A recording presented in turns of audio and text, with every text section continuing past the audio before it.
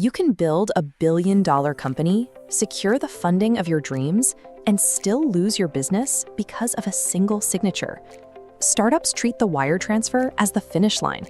There is an assumption that once the millions hit the bank account, the hardest part of fundraising is over. The true negotiation actually begins after the celebratory handshake.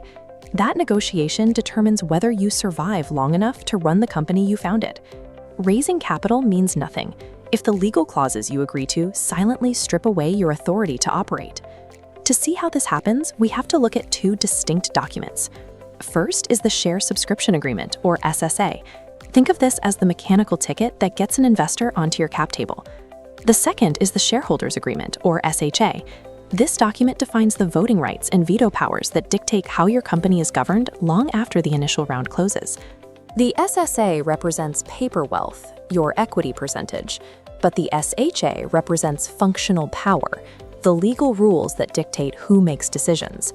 The moment the ink dries on these pages, a permanent divergence is created between the equity you own and the company you actually control. Let's look at a scenario 3 years after a successful raise. You still own 60% of the stock, but who actually calls the shots here? A standard post-Series A boardroom has 5 seats. 2 belong to the founders, 2 belong to the investors, and 1 is designated for a supposedly neutral independent director. There is a fatal vulnerability in this structure. If that single independent seat aligns their vote with the investors, the founders lose their voting majority.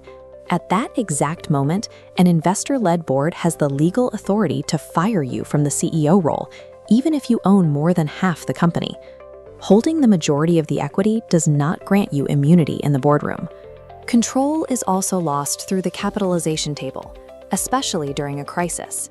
If your company is forced to raise new capital at a lower valuation, you enter a down round. When that happens, early investors are protected by a clause called full ratchet anti-dilution. This document excerpt explains how price protection adjustments completely reprice prior rounds. This text details a numerical hypothetical showing the damage. A price reset triggers hyperdilution, dropping an initial ownership stake from 33.33. Drag-along rights allow a block of majority shareholders to legally force you to sell the business entirely against your will. And if a sale goes through, the payout is dictated by the most dangerous trap hidden in the term sheet: participating liquidation preferences. This legal excerpt outlines the demand for multiples of an original investment as a make-whole premium. Here is the math on a $25 million sale.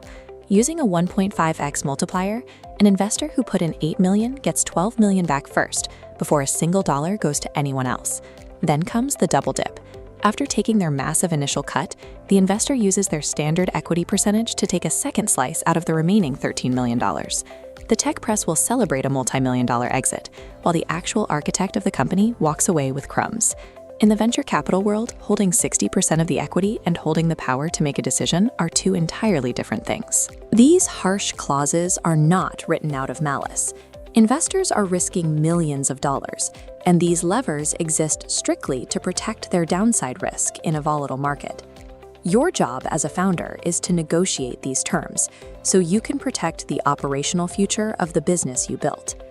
The best term sheet isn't the one with the highest paper valuation. It's the one with operational consequences you can survive 5 years later. Stop negotiating out of fear.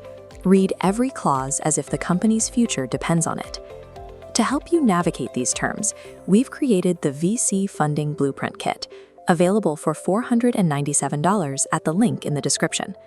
Subscribe to the channel for more breakdowns that investigate the legal and commercial mechanics that determine which founders actually keep their companies. The absolute easiest company for a founder to lose is the one you signed away without even realizing it.